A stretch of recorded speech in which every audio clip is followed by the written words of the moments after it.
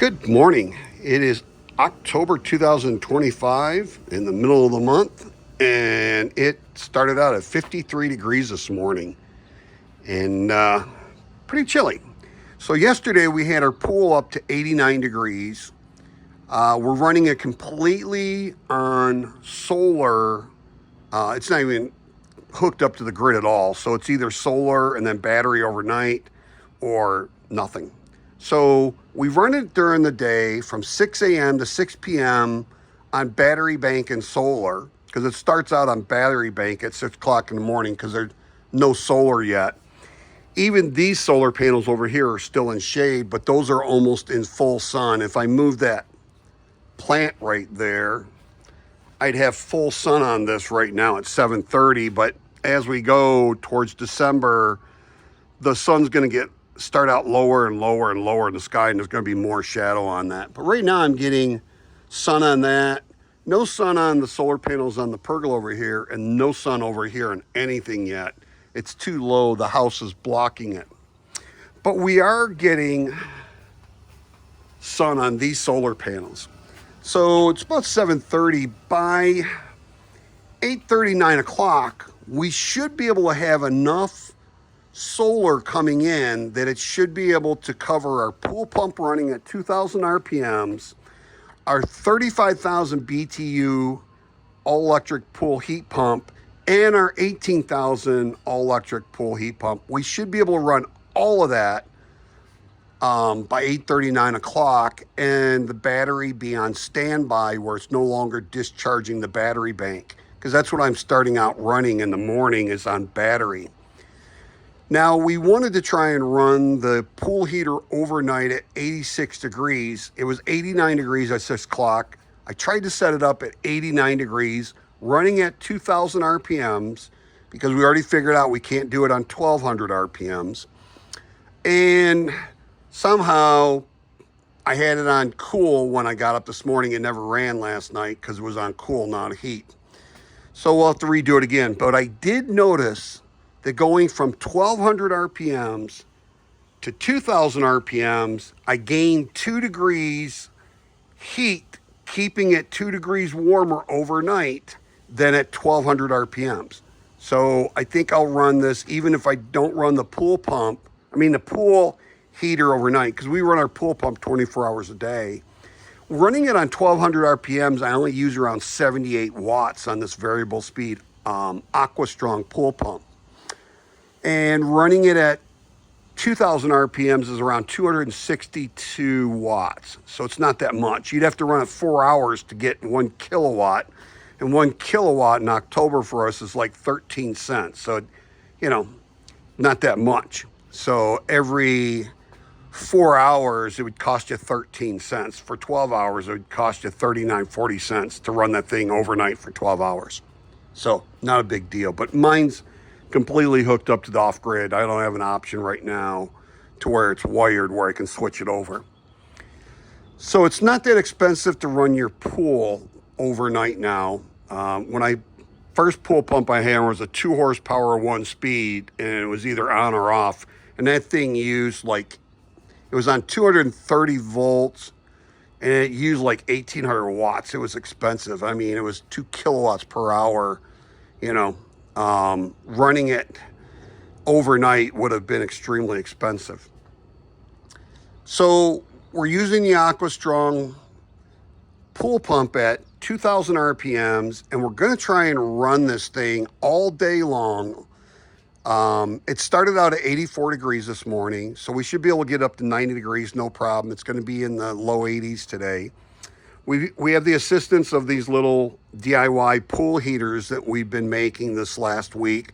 That was the first version where it's enclosed. That cost me $100. I got a video on that. That was the second version. It cost me $50 to build when I make 2 of them, because you buy a full sheet of plywood, cut it in half, 48 by 48, and then you buy 500 feet of tubing, and it's 250 feet on each one. Well, it's actually 250 feet on this one. I had to use some of that to run over to the pool pump, and then so that's about somewhere around maybe 190, 200 feet on that one. But on the next two, I'll be able to split it evenly, pretty much 250, 250.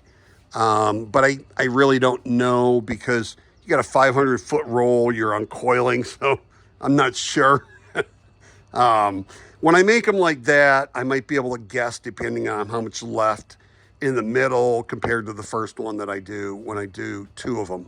So, but to do two more of these is only going to cost me $100. So that's not bad. Then I'll have four of those. That'll be 1,000 feet of tubing that's absorbing the heat from the sun running through there. But the pool heaters that I'm using, those are working really well. I'm really surprised. That 35,000 BTU is for a 10,000 gallon pool, and this is 9,500. But it's like an inch below the Cool Creek because of all the rain we got last week. So it's actually around 10,000 gallons in here. And just running that, and I also run this little one too because I have enough solar. I'm not using my air conditioner this time of the year. So I run this 18,000. So we started out at 84 degrees this morning instead of 82 like all last week because we were running that pool pump on 1,200 RPMs. So we're at 84 over there, coming out 87 here. So we're going to be able to get to 90 degrees probably by like 2 o'clock in the afternoon, which is, we like around 88, 90 degrees. So we're having no problem. You lose overnight because of the coldness and being in the low 50s, and then you gain it back during the day. And it's not costing us a penny right now to run this because it's all completely off grid. So we are not spending any money on that. And that's the nice thing out here in Arizona is it was like 81 degrees yesterday. So I was able to run my air conditioner upstairs, just my air conditioner upstairs, and run my fans in the house downstairs blowing upward in the great room. And it kept the downstairs at 72, 74 degrees without running any AC down there, just kind of circulating it throughout the house. So that's pretty nice. So now I can use all of my solar for pool heating pretty much.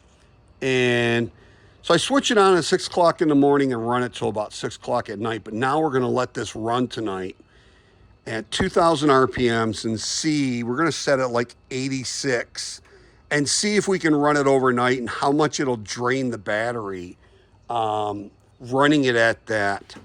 The other thing is I have another pool cover in my shed. I might pull that out. Since I get really no sun benefit on this, what I might do is put 2 layers on here and see if that'll help retaining the heat overnight, at least from the top, because the ground is cooling down every day as we go closer to the winter, and that's cooling the walls of the pool are helping to cool that water that I'm heating. So we'll see. We might pull that out. I usually take and throw it on the lawn over there, pull this one on top when I put a new one on because the old one's ruined from holes or it's just dry rotted.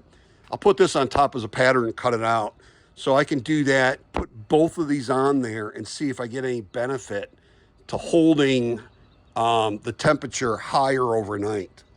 So that's another thing. And then those pool covers are about 100, 140 bucks. So, you know, not that much of an expense for me to be able to try and do it. And it'll actually keep the bottom one from rotting out so quick. It'll rot out the top one. Maybe I'll put the top one that's already rotted out, starting to rot out on top, put the new one on bottom and keep that one longer. But this pool heater is working much better than I thought it would. I didn't know if it was actually going to be able to heat the pool being in shade all day long. And like I said, it is like maybe 8 o'clock right now, and I've got sun on the pool, but it's not really heating it. There's no way that, but it's not cold either. So, don't know if I have a temperature gun with me. I think it's in the garage. So I have this fan going, and that one's the door in the morning I keep open, and that's blowing down, but this one's pulling the air up to kind of circulate the thing. And we didn't run any air conditioning, and it's 72 degrees downstairs, so it's pretty nice. And where is my temperature gun? No, not in there. Trying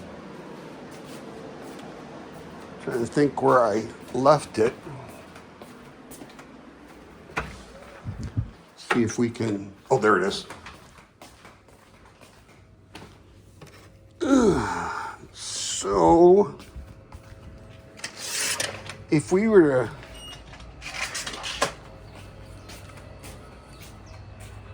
put this temperature gun, it says it's, I don't know if you can see that or not. Let me see if I can get over here in the sun. It's saying it's 78 degrees. So now over in the shade, it's 69 degrees. So it's actually not 79 degrees. So I'm getting a little 10-degree swing right there on the top of the pool for the temperature. But the ground is, see if I can get that in the sun for you. It's 61 degrees on the ground, so you can, 58 degrees right there. So, yeah, 57 over there. So the ground is cooling down every day from the summertime. So now if you have a pool that's in full sun all day long, this pool heater is going to work a lot better for you. And so are those little ones right there. If those are in full sun all day long with no shade, those will work. And like I said, I'm going to do like 4 or 5, maybe 6. I don't know. I'll depend on how much room I have because I'm running out of room. But so far, this is really working out nice to where I'm thinking I can run this pool heater overnight. Even in, I think I can get through January. It doesn't really get down into the 30s until we hit February and March. And then by April, it's heating back up again to where it's in temperatures like it is in October. But February and March are really hard to do that. But I can still run the pool heater overnight, but I might be in the lower 80s, which for most people, for the grandkids, that's still good. For us older ones, that's a little chilly for us. But this is really going to work out good. And as soon as I can get accustomed to this app, I will be able to dial in how to run these things more efficiently. But I have enough battery in the morning, not having to run AC overnight, that we can start this thing up at 6 o'clock in the morning. And I stopped charging my battery around 3:30, 4 o'clock in the afternoon. I'm running on battery bank from like 4 o'clock until 6 o'clock. So we'll be on battery pretty much after 4 o'clock because of the way the sun is this time of the year. And as it gets closer to December, it gets even worse. It gets probably closer to 3 o'clock by December. And December, late December is the middle point to where it's the shortest amount of sunlight for the year. And then after like December, sometime in December, it starts increasing. The daylight increases a couple of minutes every day until you get in the middle of summer to where you got the most sunlight in a day. So, but so far, I'm really impressed that I'm going to be able to run this. Now, the impressive thing to me is I had to put 6 inverters on that wall in the garage, and I'll go show you that in a minute, to run that big pool heater. And that big pool heater I just run during the day, and I was being able to do the same thing I'm doing with this. But that was using like 8,000 watts. This is only using 1500 watts, and this is probably 800 to 1000 watts with it being this cool in the morning. But when it's hotter out, like in the 90s, this will use around 1300 watts. So, and they'll probably go up a little bit over there as well. But I'm really impressed that this only uses around 12 amps running it at 230 volts, 1500 watts. But when you're running it on a battery bank at 52 volt battery bank, which is actually like the inverters are considered a 48 volt inverter, but you're using 51.2 volt batteries, server rack batteries. So when you do your amps, you have to divide the 1500 watts into like 52 volts, 51, 52 volts to get your amps.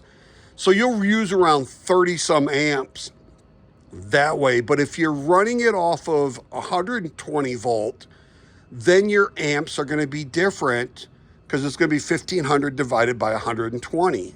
So you're not going to use as many amps because your voltage is 2.5 times as much. So looking at your battery bank of what you could run overnight is going to be different than if it was plugged into a 120 volt outlet. You got to consider that if you're trying to run this off of the battery bank, because those are 100 amp hour battery banks. And if you're using 40 amps, 38, 40 amps on a battery, that's going to drain a lot quicker. Because it is 12 amps to run that thing, but that's at 230 volts. It's actually about 6.5 amps per leg. 120 volt leg or 150 volt leg on each one draws about 6.5 amps.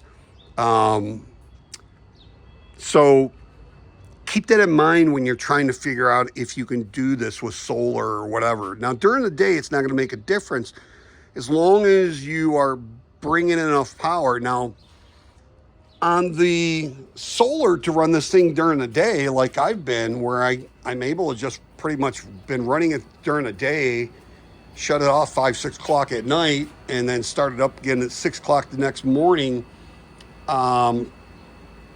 It's not going to use that much. So you have 1500 watts over there. You have, say, 1000 watts here. And if you're running it at 2000 RPM, say 250. So that's 3750. So if you use two 3000 watt EG4 inverters, you could run that all throughout the day and have enough power to do it. So this is 6 of them in parallel. Those are for split phase, but I have 2 on the wall. I could get away with just running these 2 to run that out there all day long. Now the problem is I wouldn't be able to run that and charge my battery bank back up during the day at the same time. That's where I would need more inverters. Now you could go with a 6 kilowatt EG4, which is right here, one of these, the 6000 XP. You could go with one of those instead of 2 of these and you just have one of those on the wall. This has 2 MPPT inverters on it. And let's see if I can give you the shot on the stuff there, the information. And as we're, give you, let's see if I can get on that right there. So either 2 of these, just 2 of those, because you need split phase. One of these alone cannot do split phase, but one of these can do split phase. So it's either one of these, and these are like $1,500, $1,600 now. You can use a coupon code in my link to get $50 off of one of these.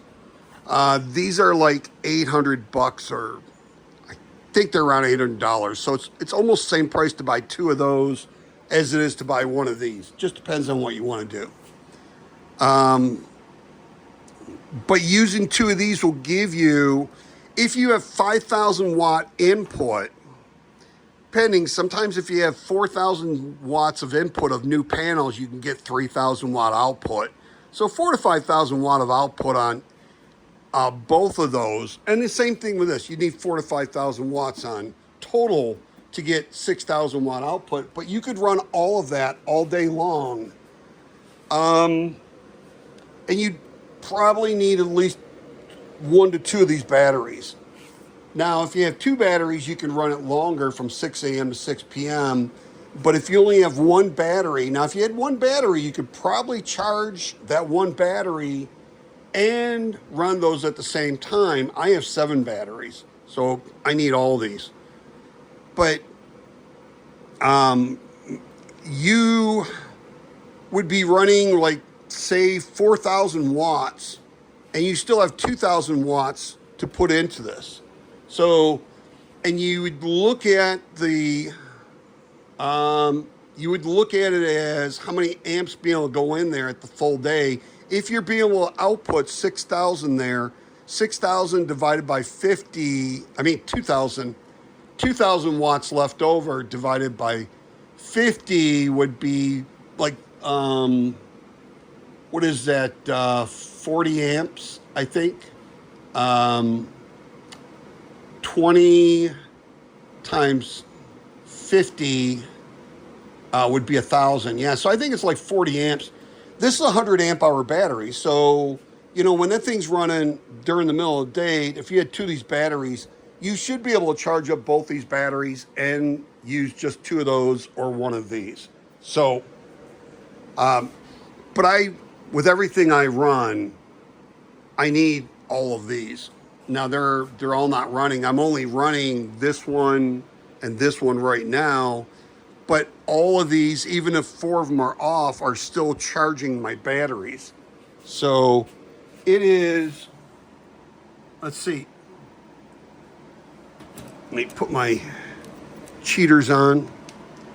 So we are actually charging the battery, each of the batteries at 0.7 amps.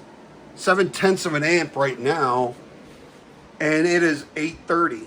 So we're running all of that stuff out there with my inverters bringing in the solar on just a few of them.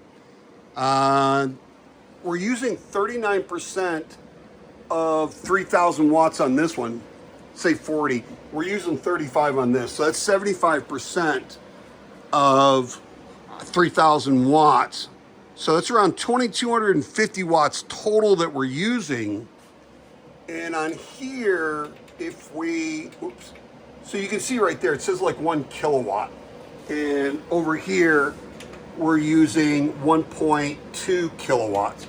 So if we go over here and we look, let's see if we can find our watts coming in. Got 515 watts coming in here. We got 1.05 kilowatts coming in off of here. This is our east pergola right above the pool pump. And over here, we have 950 watts coming in.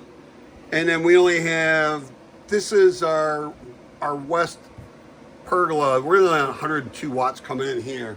We'll have nothing coming in because this is on the west side of the house, so it's all in shade, and so is this one. So, but right now, so we're actually at a standby just at 0.7 of a volt, 7/10 of an amp charging on each battery. We stopped discharging this, and now we're at standby or actually starting to charge it up a little bit. So the lowest my battery got down was 57%. And now we're gonna be doing nothing but charging from here on out the rest of the day. Now we're up to 0.9 amp, almost 1 amp on, we got 3 batteries there, 2 there, and 2 there. So we are actually starting to charge. Now, if we had, if we had this array and this array, we would have 2,000 watts coming in right now. And right now we're only using like 2,200 watts.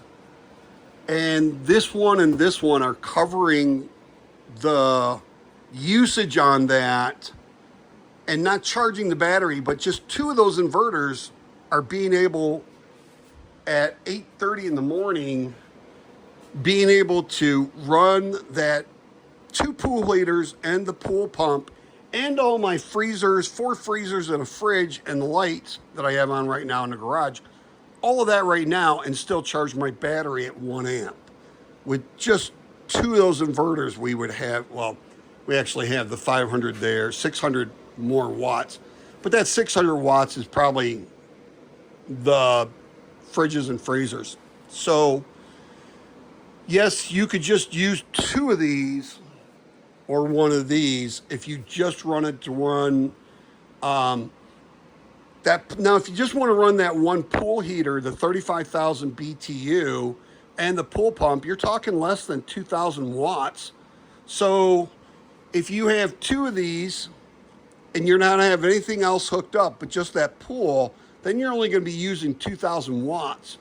So you would have at the peak of the day at like 10 in the morning until 2, 3 in the afternoon, if your solar panels are in full sun all day, you'd be able to charge 2 batteries up real quick.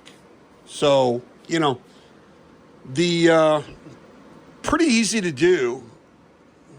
These things are not difficult. You have your battery cables that come out of your inverter and go to your battery. You have your solar coming in from outside, going to each one of your things. So you have 2 wires for the battery, 2 wires for the solar, and then 3 wires going from the output. You have your line and neutral and ground that go out of there and go into your electrical panel for off-grid. Everything out here that you see is completely off-grid. Nothing's connected to my grid in any way, shape, or form. I do not connect any grid to my off-grid system. I don't supplement it in any way, shape, or form. I don't want the two touching, so they don't touch in any way, shape, or form. So pretty happy. So from here on out, we're going to be running these pool pump and pool heaters all day long, 8:30 until about 3. No, actually, we're going to run both of those pool heaters till about 5 o'clock, and then we'll turn that one off at 5. We'll see, between 4 and 5, depending on how much I'm starting to discharge. It might be 4 o'clock that I'll turn it off. And then we're going to try and run that like 86 degrees for the setting. It'll be like 89, 90 degrees by 4 o'clock in the pool. And we'll set it at 86. So it won't really run. It'll turn off until it gets down to 85, 86 degrees. And then we'll turn on and turn off, turn on and turn off. Now, this is just a heat pump. I thought it was inverter technology, but it was a different name that was really kind of close to this one. And I thought I was getting the inverter, but it's not. It's just a heat pump. Eventually, I want to get a heat pump inverter style where it ramps up and ramps down like these mini splits. These mini splits are heat pumps, but they're inverter style. So when they slowly start up, they'll start out like 38, 40 watts, and then just slowly ramp up 20, 30 watts at a time until they hit the max that they run if you set it on the high. Like if I turn those on and set them at 61 degrees, this would get close to like 900 watts, and this would probably get close to like 24, 2600 watts. I know this time of the day, this time of the year being cool, it might only go to 2,000 watts. But it'll slowly ramp up 20, 30 watts at a time every couple of seconds. It'll just slowly increase. As where those pool heaters, they're either on or off, just like my main ACs. They're either on or off. So you're either not using anything, or you're using like 30, 35 amps on my ACs. So we can, at this point, since we're now at 1.5 amps on each one of these use 50 watts idle consumption. So when I turn those on, I now split the load between 4 of those, which means I can turn my upstairs air conditioner on if I wanted to, or I can run other things now, because now my load, instead of being 75% here, is down to 20%, 16%, 22%, and 15%. So I'll turn those off again and see. So when I turn these off, that load now goes to 35%, and this load goes to 37, 38%. But when I switch these back on, watch what happens. So it drops down 26. Okay, so this one picks up 9%. It'll eventually kind of level off. So we're down to 20% over here, 20. And this one's gonna go up. So it'll take a couple minutes, but it'll kind of level out on there. Instead of 34%, we're at 20, we're at 15, we're at 22. That was 35%. And this one's only 14. So now we're splitting that, but it doesn't, we are 1.5 amps on here. So now we're at 1.8. So it really didn't do that much.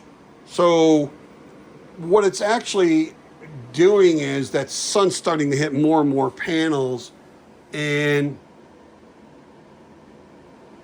we're increasing our current coming in. So we're at almost 2 amps on each battery coming in. And you can see it's still not even 840 yet. It's only been a few minutes, and we went from 0.8 to 1.8 on here. So in a very short period of time. And like I said, we are sitting at 100. Now this is only showing like equivalent to 2 batteries on this instead of all 7 batteries. But all these batteries are synced really, really close. On the voltage, they're within like 0.10, 1/10 of a volt on all 7 of them. So that's a good indicator. My battery bank's at 57%.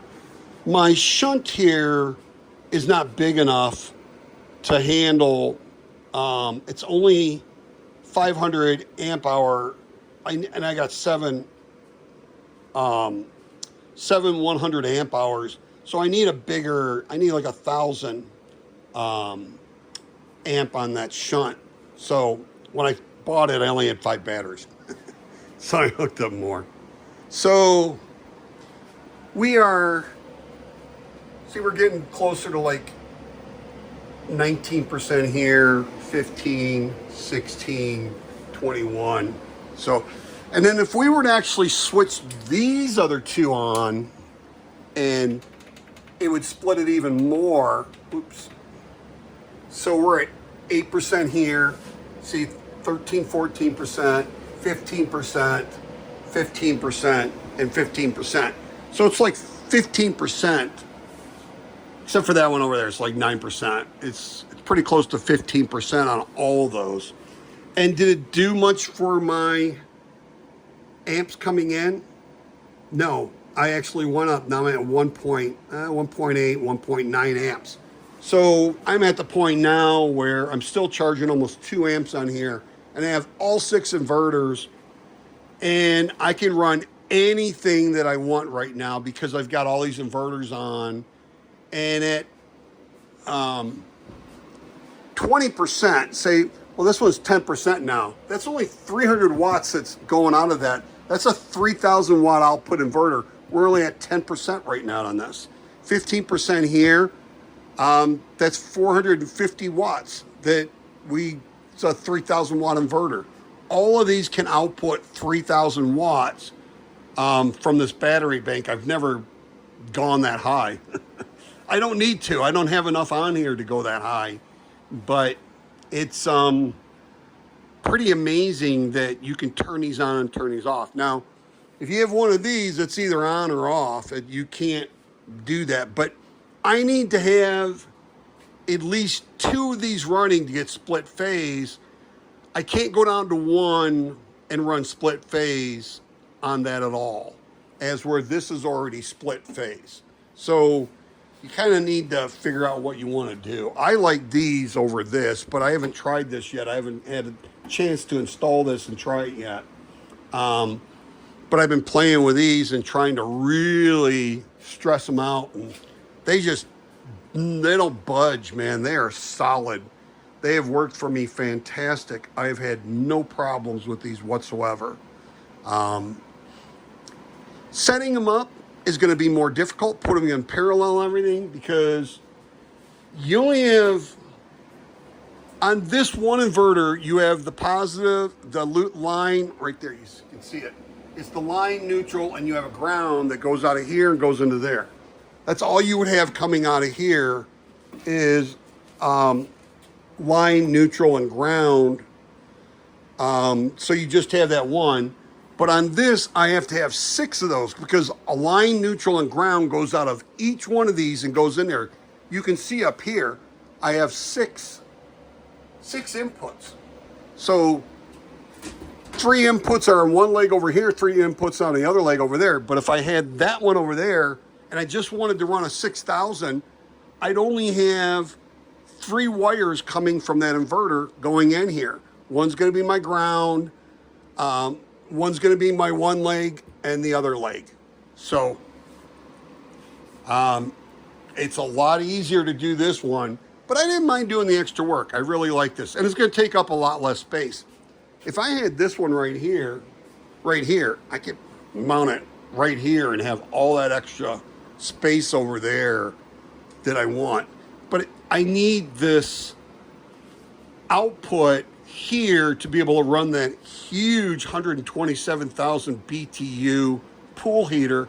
If I didn't have that, I wouldn't really need that. But since I do have all this in the summertime, I will run both of these mini splits in the garage and keep the garage around 70 degrees when it's 115 degrees out. And I will run my downstairs and my upstairs air conditioner. And that's like, God, what is that? It's like 18 feet or something to the ceiling. It's like 35 by, no, it's, wait a minute, it's 35 by maybe 18 feet from this wall to there, but then we have all of this. And then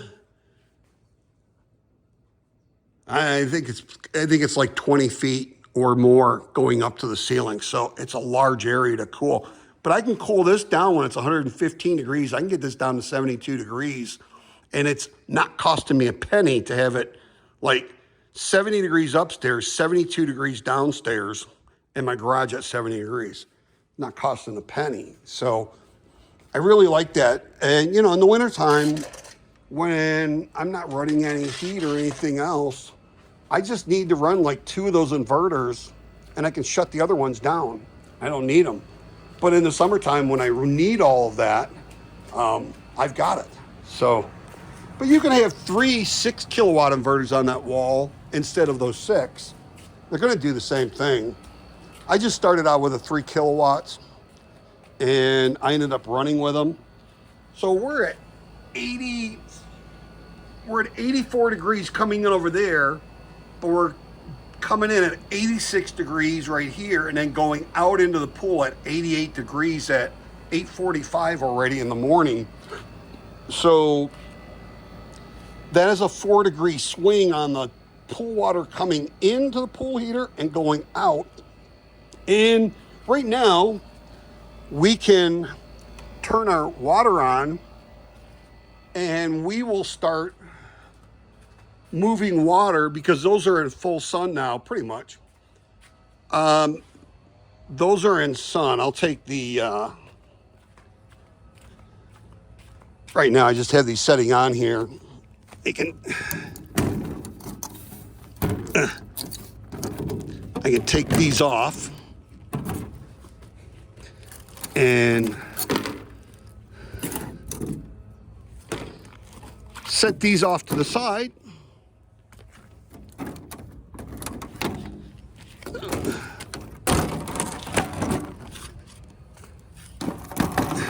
There we go. And we'll put that there. So that's what that one looks like. And this one I built out of PVC, and I used that stuff. So that was an extra $50. And I actually tried using this back here. It's insulation, 1/2 inch insulation, and it's got the foil on it. But honestly, I think that wood over there does a better job. So, and I had to use the PVC to make a frame for this. I don't know if you can see it on there, but that's the frame that holds that together, as where that plywood is in place of that frame. So not spending all that money on PVC and glue and screws and everything, it was only $50 to make that one. So right now I'm running from that pool into here, comes over, goes into here, and then goes in my pool. And that's 500 feet of tubing that I have. So I'm going to build another 2, and that'll be 1,000 feet of tubing, 1/2 inch inside, that it's running through. And this, now right now that's going to be cooler water because it really hasn't heated up yet, but I'm pushing 88-degree water through there. So that's going to help. That's going to push a little cooler water in there, but it's not that much. Those 2 pool heaters are going to be able to overcompensate for that. That's not even going to really make a dent, but it'll start pushing 88-degree water through here and bring that temperature up, because that was probably like 50-degree water, 53-degree water in there, 56-degree water. Now it's going to bring it up. It'll take probably about 5 minutes for it to get that 88 degrees. And now I'm starting out 30 degrees higher by pushing that warmer water through. So that'll increase the efficiency on these pretty quickly. As you can see, now it's 8:45 and I'm pretty much in the shade. I mean, I'm only going to have a little bit. Another week, 2 weeks, I'm going to be completely in shade all day long. And over here, I get a little bit of sun, but it's only for like another half hour, 45 minutes, and it's going to be in complete shade. So, and the sun is really not warm enough to give me a benefit yet. It's saying it's 81 degrees. Yeah, 80 degrees in there. So it's still, that's 88 degrees coming in, and this is only 80 degrees. So that's still kind of cooling it. So like I said, we'll take and add that other pool cover to it and see if that helps keeping the heat in, because we're not getting any benefit from the sun directly. Now, if you have your pool in full sun, you will get a direct benefit. If you have that and you build some of those things, you could do, 4 of those for $200. And if you know how to plumb, how to cut the pipe, the pool plumbing pipe, and glue it together, you could add one of those in, the little valve, the T in the valve and the brass piece. The brass piece and this piece would probably be about $35 if you could cut this. You cut this right here and you cut off like that much on that side and that much on that side, or that much and that much. And then you glue this back together and screw this on. And I use Teflon tape here and Teflon tape there. And then you can actually do that, and you're not costing anything on your electricity. There's no increase in electricity, and you're not using any extra water. You're just circulating your water through your pool. So You know, when I get 4 of those, that'll be 1,000 feet. And if I have 6, that's 1,500 feet of tubing that is going through. It's definitely going to make it warmer going into the pool. And I see people do these things where they use them for in-ground pool or above-ground pool. The problem you're going to have is pushing that water through that much is going to be a lot of RPMs to push that water. And now if you're going to climb up 6 feet or something to go in, as you climb up to push that water up, it's going to increase the RPMs you're going to need to be able to do that. So keep that in mind. And like I said, I think I'm going to get I saw $88 2 or 3 horsepower, 115 volt pool pump like this right here. And it's already got the cord on it for 115 volts where I can plug it in either the solar or the grid and replace that one that's broken right there and have that specifically. And then I can use this valve and I'll put one of these valves up here instead of this. And I can use those 2 valves to kind of regulate the flow going in from that separate pool pump just to push that through there. Now for me to put another pool pump in, that one was going to be like, it's 2-speed. I think it's like 3,800 gallons and 5,600 gallons. I think on that one. No, that was 1-speed. Now there was another one for like $139 or something like that. I think that was 2-speed. So it'd be like 700 watts to 1,500 depending on which speed I use.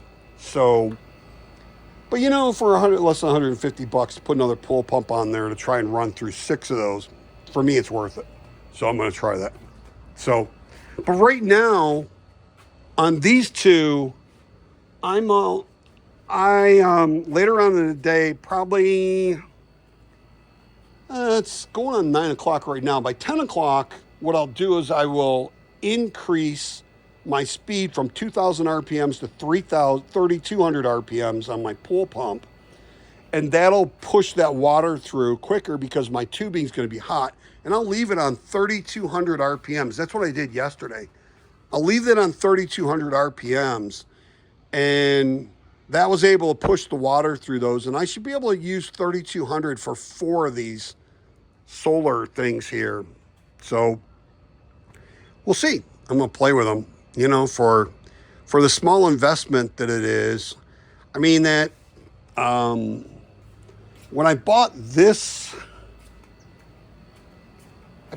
one like 4 or 5 years ago. It was like $1,200 delivered, and this was a refurbished, and I've had no problems with it. So I don't mind buying refurbished. This was supposedly a used one. All it was a dent up here, and I took the lid off and pounded the dent out a little bit. It was just cosmetic, not a big deal. With this thing open and this closes, with that, you can see that. But these things are normally $16.99. And they had this one for $8.99. So, and it came with a 1-year warranty. And if you registered it when you were pulling the box, it was a box within a box. It was packaged very well. And when you pulled off the first box and you opened up, there was in there was, if you registered it, you got a 2nd-year warranty with them. And I bought a 2-year extended warranty on eBay when I purchased this. So I'm covered 2 to 4 years. I don't know how it works, but I'm at least 2 years on the warranty. And if you have to send it in and they can't fix it, they'll just give you what you paid for it back. And then you can buy another one. But this was $1,200 delivered with no warranty on it. I couldn't buy a warranty because I bought it right from Fibro Pools. And this was almost $1,200 with a 2 or 4 year warranty, depending on how it works. That was the same price, but this $18,000, $35,000. This is only like for 4,500 to 5,000 gallon. This is for 10,000 gallons. So for the same price over 4 to 5 years, I went from this to this. So technology is really improving a lot. So between the two of these, I got 53,000 BTUs of pool heating going on, which would be equivalent for like a 15,000 gallon pool, and mine's 9,500. The way it's filled up right now, it's like 10,000 gallons instead of 9,500. But that's okay. I am impressed that this thing is heating. Now, the colder it is outside, like it's 53 degrees this morning, it's not going to heat that quick. But if it's later on in the day when it's 80, 85 degrees, it's going to heat a lot quicker. These are heat pumps. They draw the heat out of the air and put it into the coil where the water's touching that coil that's flowing through, and it transfers the heat from the outside to the inside, to that water. Now, if you're cooling the water down in the summer, it's going to take the heat from the pool and it's going to put it in there, and it's going to reverse the process on that. So, yeah, we're at 86 coming in to this pool heater and 88 going out. So it's only 9 o'clock in the morning, and we're at 88 degrees going into the pool. The pool cover is around 80, 81 degrees in the sun, but in the shade we're like 70 degrees in the shade. So that's a 18 degree swing on that. So, but we have the pool heater now going for that. That's probably about maybe 90 to 100 degrees going into the pool right now with that little bit of sun. If anything, it's 88 degrees. We know it's 88 degrees going in from the pool heater right there, because the valve for this water going into this is right after it comes out of the second pool heater. So we know it's at least 88 degrees going into the pool. So it's not hurting it. It's not cooling it down. So that's pretty much it. It's a long video. I'm trying to pack a lot of information in on this.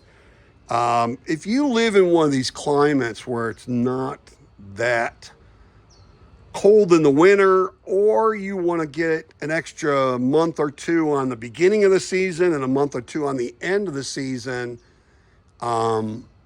this is the way to go. I will have a link in the description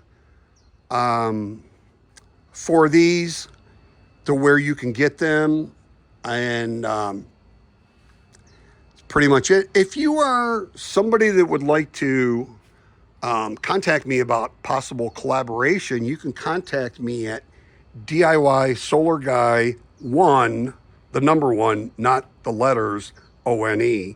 So it's DIY Solar Guy 1 at gmail.com. And that's in my link description and my channel description. And you can contact me about possible collaboration. Early in the video, I showed you it's going on 9 o'clock, and now we have almost full sunshine. We just have this little bit of shade over here. We have full sun there, full sun up there. So we probably bringing in about 4 or 5 amps into each one of those batteries right now while we're running all of this. And look at, now that has some shading on that. That has very little shading over there. And that has still some shading on there. And even with the shading on that, that's some 8 330 watt solar panels, 8 330 watt solar panels. Those are all in series. Those are all in series. I parallel them together, and I usually don't run my inverters over 50%. So that's only 1,500 watts I need to output out of each inverter at max. That's in the summertime. That's when it's 115 degrees out. This time of the year, I'm probably running 40-45%, running my upstairs air conditioner later on today, maybe to keep it really cool so my AC doesn't kick on overnight. It'll be like, I'll run it at like 70 degrees, have it at 70 degrees all day long, and then by 6 o'clock, the sun goes down. It rapidly gets down from like 80, 85 degrees today. It'll be down in the 60s by like 9 o'clock at night. So I don't really need to use that much. So that little bit of shade over there is not really going to kill me because that's in series, that's in series. They parallel together over here. So even if I have shade on there, it's not really bothering my output. So a lot of people say that, but I have 5,200 watts, 5,200 and I think 30 watts going in. That's what's connected, and I only need at max 1,500 watts. So that's about 30%. I can pick that 1,500 watts off of that because at 300 watts, that's 600, 1,200, 2,500 watts, and I only need 1,500 watts. I can get it all off of that one. This cancels out. I still could get all my 1,500 watts out of that, and that's in the summertime. But in the summertime, this is not shaded at all because the sun's totally above. But you'd be surprised, even with this being all of these, it goes like that in series, drops down and goes back here. Even with all of these being in series, and you look at those 2 panels over there in shade, 3 panels in shade here, 1 panel in shade here, and I'm probably still getting like 500 to 800 watts. I don't even need it. I'm probably getting everything I need over there. I could probably disconnect this solar panel set during the wintertime with the shade on it, disconnect it, and actually put my solar things right here, up here, and use it for that space. And I'm still getting what I need out of that over there that's in full sun most of the day. Now, the one thing is this does have the shade on it, but later on in the day when the sun's there, I'm gonna get shading from the pergola over there, and then this will be pretty much in full sun over here because of the sun angle coming in at this direction. So with them being in parallel, they help each other. So not a big deal. If you have any questions or comments, please don't hesitate to ask. If I forgot something in the instructions on the video I have separate video for that, a couple of separate videos for that, with captions, without captions. I have a 4-minute sped up version, and I have a 20-some minute long version on that. And then I have over here, I was showing the unboxing of that and how those moved around in my yard. This one was down there. We put that one in, and then later on we installed this down here. So if you have any questions or comments, please don't hesitate. Please like, share, subscribe, hit that notification bell, and we will see you in the next video. Links in the description, and current coupon codes are in the channel description. Have a truly wonderful and extremely blessed day.